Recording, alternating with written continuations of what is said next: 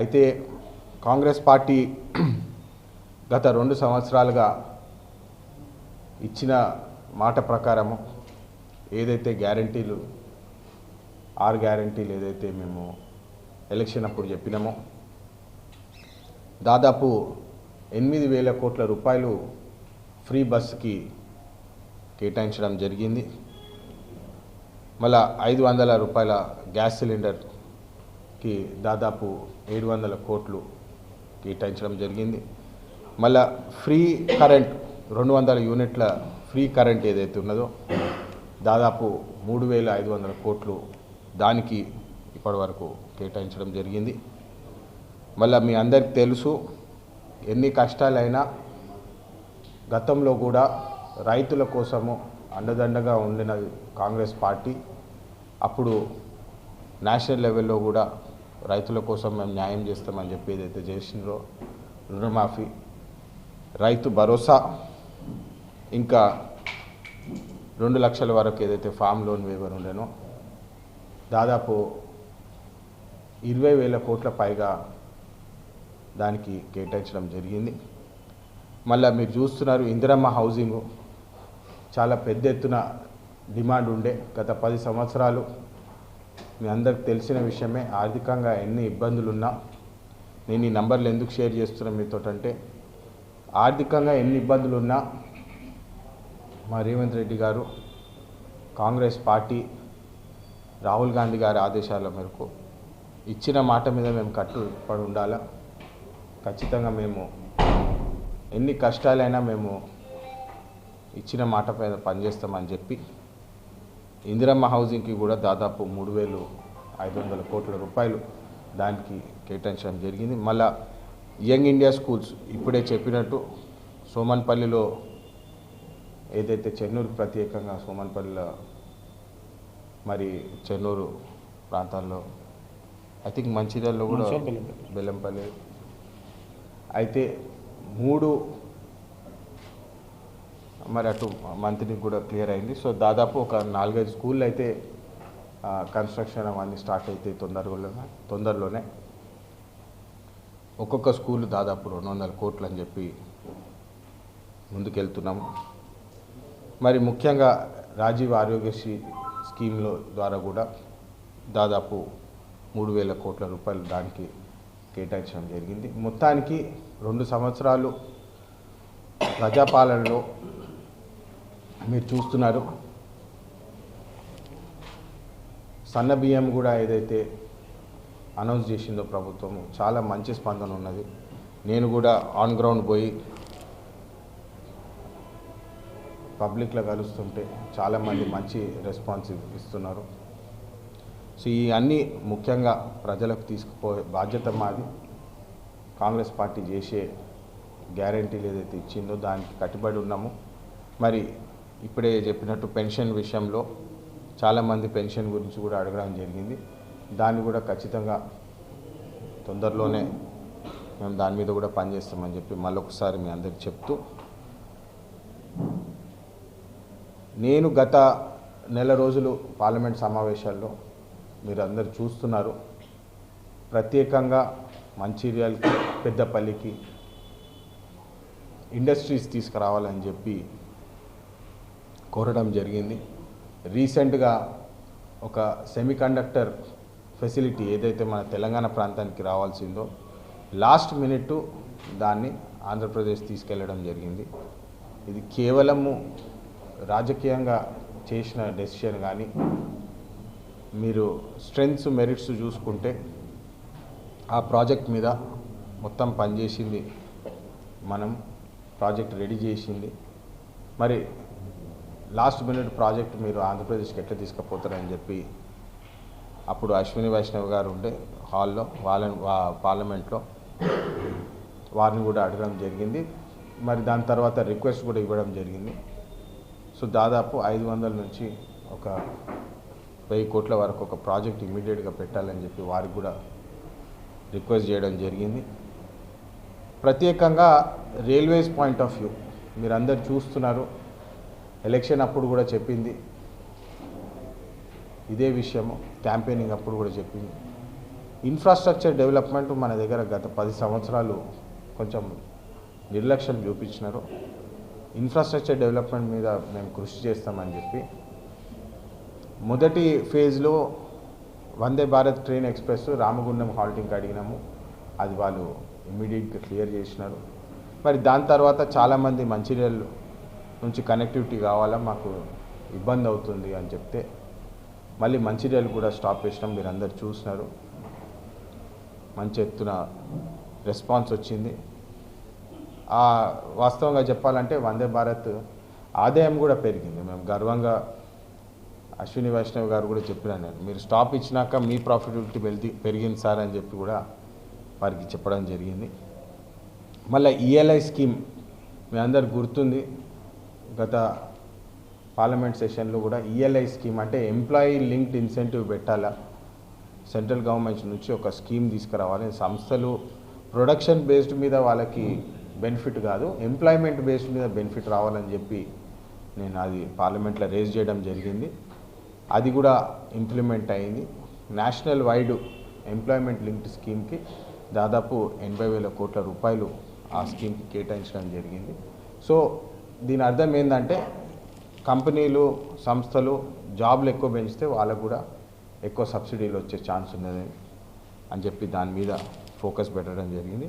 మళ్ళా ముఖ్యంగా హమ్లివాడ ఎఫ్ఓబి చాలామంది దానికి రిక్వెస్ట్ పెట్టడం జరిగింది. మాకు ఇబ్బంది అవుతుంది, మాకు ఇమ్మీడియట్గా ఎఫ్ఓబి కావాలని చెప్తే హమ్లివాడకి ఒక 10 కోట్లు శాంక్షన్ చేయడం జరిగింది. అది కూడా పని తొందరలో స్టార్ట్ అవుతుంది. మళ్ళీ బెల్లంపల్లిలో కూడా ఎఫ్ఓబి రిక్వెస్ట్ ఉండే, నిన్న మేము తాండూరు కూడా పోయి వచ్చినాము, అక్కడ కూడా ఎఫ్ఓబి శాంక్షన్ చేసినాము. రిక్వెస్ట్ చేస్తే అక్కడ శాంక్షన్ అవ్వడం జరిగింది. ముఖ్యంగా సింగరేణి పెన్షన్ విషయంలో కూడా రిటైర్డ్ కార్మికులకు పెన్షన్ పెంచాలా అని చెప్పి లాస్ట్ టైం మాట్లాడినప్పుడు వారు 20 రూపాయలు టన్ను చొప్పున వాళ్ళు సిఎంపిఎఫ్కి కేటాయించాలని చెప్పి ఆర్డర్ రిలీజ్ చేయడం జరిగింది. మళ్ళీ దాని తర్వాత దాదాపు 150 కోట్ల రూపాయలు ఫండ్లో అలొకేషన్ అయ్యే దారి తీసింది. మరి కానీ దాని తర్వాత మళ్ళీ ఇంప్లిమెంటేషన్ ఫేజ్కి మళ్ళీ ఆగిపోయింది. మరి అందుకనే మళ్ళీ దాని మీద కూడా ఫాలోఅప్ చేసి ఎట్టి పరిస్థితుల్లో మీరు ఆ పెన్షన్ ఏదైతే ఉందో అట్లీస్ట్ 10,000 రూపాయలకి పెంచాలా మీరు అని చెప్పి దాన్ని కూడా పార్లమెంట్లో డిమాండ్ చేయడం జరిగింది. ముఖ్యంగా ఈ సమావేశాల్లో జరిగిన ఒక డిజాస్టర్ అనే చెప్పాలా, మన్రేగా స్కీమ్ ఏదైతే ఉందో ఉపాధి హామీ మీ అందరికి తెలుసు.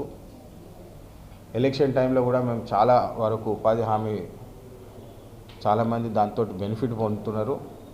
మళ్ళీ దాంట్లో కూడా కేవలం 200 రూపాయలు వస్తున్నది పనిచేస్తే, దాన్ని ఎట్టి పరిస్థితుల్లో 400 రూపాయలకి పెంచాలని చెప్పి ఏదైతే వాళ్ళు డిమాండ్ చేసినారో ఆ 200 రూపాయలు పెంచుడు కాదు కానీ ఆ స్కీమ్నే ఈరోజు బీజేపీ ప్రభుత్వం క్యాన్సిల్ చేసిందని చెప్పి చాలా బాధాకరంగా మీ ద్వారా ప్రజలకి తెలియాల్సిన అవసరం ఉన్నది. మేము పార్లమెంట్లో కూడా దాని మీద చాలా కొట్లాడినాము, వ్యతిరేకించినాము. ఇన్ఫ్యాక్ట్ కెమెరాలలో కనపడలే కానీ వెళ్ళు మీద కూడా మెంబర్లం అందరం పోయి ధర్నా చేసినాము. కానీ వాళ్ళు కేవలము ఒకటే ఒక అజెండా,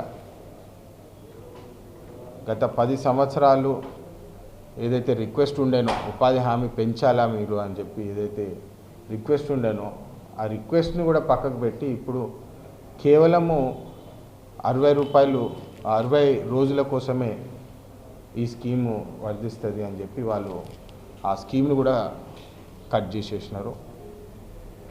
మరో విషయం ఏంటంటే ఫండింగ్. ఇంతకుముందు దాదాపు ఐ థింక్ 85,000 90,000 కోట్ల రూపాయలు 90,000 కోట్ల రూపాయలు ఈ మన్రేగా స్కీమ్కి ఏదైతే కేటాయించిందో దాన్ని పూర్తిగా స్లాష్ డౌన్ చేసినారు. ఇప్పుడు కేవలం 60% మేము సెంటర్కి వెళ్ళి ఇస్తాము, బాకీ 40% మీరు స్టేట్ గవర్నమెంట్ పెట్టుకోవాలంటే ఈ స్కీమ్ని పూర్తిగా ఇక బంద్ చేసినాం అని వాళ్ళు మాకు మెసేజ్ ఇవ్వడం జరిగింది.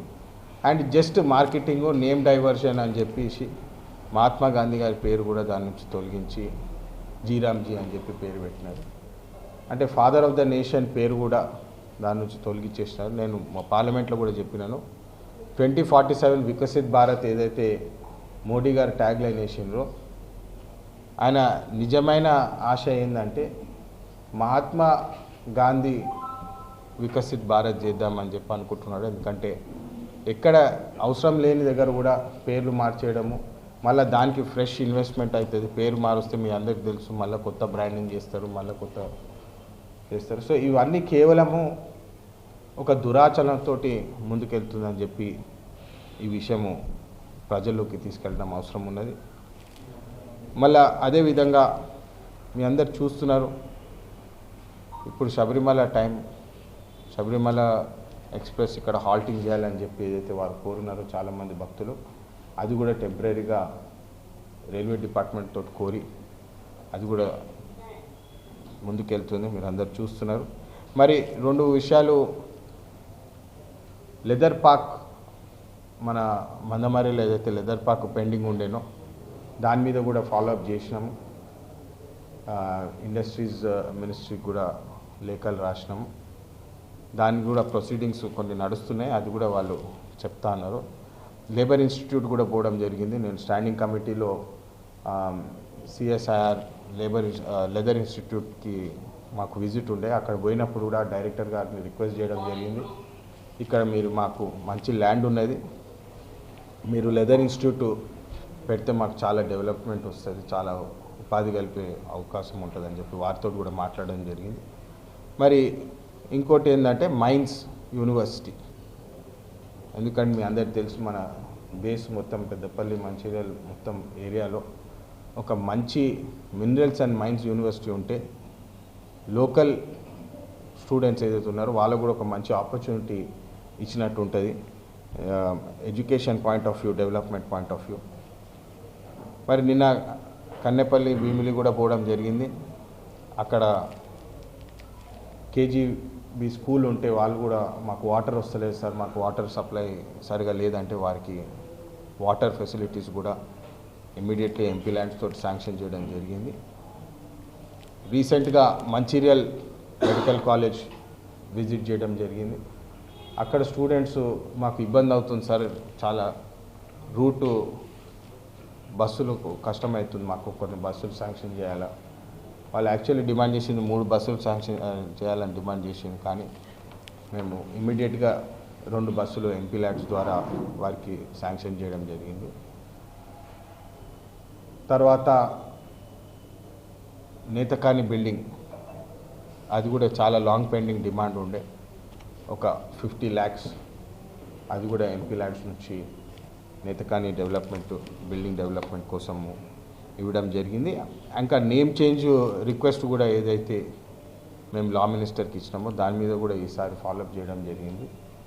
నెట్ కానీ అని చెప్పి ఏదైతే స్పెల్లింగ్ మిస్టేక్ వాళ్ళు పెట్టినో దాన్ని కూడా సరి చేయాలని చెప్పి లా మినిస్టర్ తోటి రిక్వెస్ట్ లెటర్ పెట్టడం జరిగింది, దాన్ని కూడా ఫాలోఅప్ చేసి మేము ముందుకు తీసుకెళ్తాము.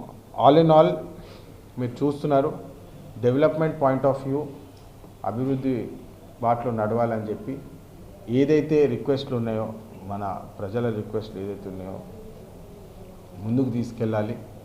పార్లమెంట్ సమావేశాలు అవుతున్నప్పుడు గలం విప్పి ధైర్యంగా మన కోరికలు ఏమున్నాయో, మనకు నిధులు ఏవి వచ్చేది ఉన్నాయో దాని మీద మాట్లాడి ప్రజలకు న్యాయం చేసేటట్టు ఫస్ట్ బేసిక్ ఇన్ఫ్రాస్ట్రక్చర్ డెవలప్మెంట్ అయితే మళ్ళీ అట్రాక్షన్ పెరుగుతుంది, ఇన్వెస్ట్మెంట్స్ రానికి. సో ఆల్ ఇన్ ఆల్ ఇవన్నీ చెప్పి ఇంకేమైనా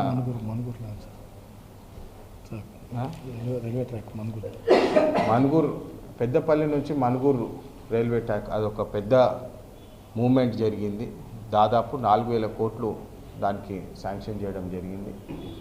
పెద్దపల్లి నుంచి మనుగూరు, ఆ కొత్తగూడెం ఆ రూట్ మొత్తం డెవలప్ చేస్తామని చెప్పి వారు డిపిఆర్ క్లియర్ చేయడం జరిగింది. నేను పార్లమెంట్లో కూడా దాని గురించి మాట్లాడడం జరిగింది. అశ్విని వైష్ణవ్ గారిని టైం లైన్స్ అడిగినాను దాని గురించి, వారు కూడా దాని మీద పాజిటివ్గా స్పందించినారు. నేను డెఫినెట్గా దాని మీద వర్క్ చేస్తామని చెప్పి. సో ఈ అన్ని పాయింట్స్ జస్ట్ బ్రీఫ్గా మీకు చెప్తూ చెన్నూరులో కూడా అనేక అమృత్ 2.0 స్కీమ్స్ కింద ఒక దాదాపు 35 కోట్ల రూపాయలు దానికి శాంక్షన్ చేయడం జరిగింది. మరి కేతన్పల్లి మున్సిపాలిటీలో కూడా అమృత్ 2.0 కింద వాటర్ సప్లై క్లియర్ చేయడం జరిగింది. మెయిన్ ఇంపార్టెంట్ మన రోడ్ కన్స్ట్రక్షన్ NH63 అది వాళ్ళు కొంచెం డిలే చేస్తున్నారు, DPR అంటున్నారు, ఇది అంటున్నారు, అది అంటున్నారు. సో దాని మీద కూడా మేము ఫాలోఅప్ చేస్తున్నాము. జోడువాగు కన్స్ట్రక్షన్ NH63 ఆ లైన్ దీనికి లింక్ ఉన్నది. సో ఆ రెండు కూడా ఈసారి నితిన్ గడ్కరీ గారి ఆఫీస్ తోటి కూడా మాట్లాడినాము. దాన్ని పుష్ చేయాలా, మేము దాని మీద కూడా పనిచేసి అది ఎట్టి పరిస్థితుల్లో అయ్యేటట్టు ముందుకు తీసుకెళ్తాము.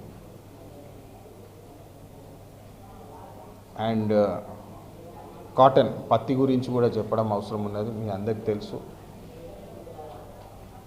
ఫస్ట్ క్వింటల్కి వాళ్ళు 14 ఉండే దాన్ని స్లాష్ చేసి 7-8 చేయంగానే దాని మీద కూడా రిప్రజెంటేషన్ చేసినాము. CCI MD ఎవరైతే ఉన్నారో వారు కూడా గుర్తు చేసుకుంటుండే, గతంలో కాకా గారు మంత్రిగా ఉన్నప్పుడు వారితో ఇంటరాక్ట్ అయినాము. మేము ఖచ్చితంగా దీని మీద పాజిటివ్గా స్పందిస్తామని చెప్పి వారు ఇమీడియట్గా అప్పటికప్పుడే వారు 7 నుంచి 12 మరి డిపెండింగ్ ఏరియా మీద డిపెండింగ్ బేస్డ్ మీద మేము చేస్తామని చెప్పి వారు ఇమీడియట్గా స్పందించడం జరిగింది. యూరియా విషయానికి వస్తే యూరియా గురించి కూడా మేము అనేక రిప్రజెంటేషన్లు చేసినాము. ఇది make in India, Viksit Bharat అని చెప్పి ఏదైతే ఇండిపెండెంట్ ఇండియా అని చెప్తున్నారో, వాస్తవంగా చెప్పాలంటే కంప్లీట్ మిస్మేనేజ్మెంట్ చేసినారు యూరియా విషయంలో కూడా. ఇండియాకి చైనాకి వెళ్ళి యుక్రెయిన్కి వెళ్ళి దాదాపు 30 నుంచి 40 లక్షల టన్నుల యూరియా రావాల్సి ఉండే. కానీ యుక్రెయిన్ వార్ గురించి మళ్ళీ చైనాతోటి మిస్మేనేజ్మెంట్ గురించి ఆ ఇంపోర్ట్స్ ఏదైతే ఉండేనో వాళ్ళు సరిగా మేనేజ్ చేయలేదు. అది మేనేజ్ చేయలేదని చెప్పి మన ఉన్న రామగుండం RFCL ఏదైతే ఉన్నదో దాని మీద లోడ్ పెరుగుతున్నది.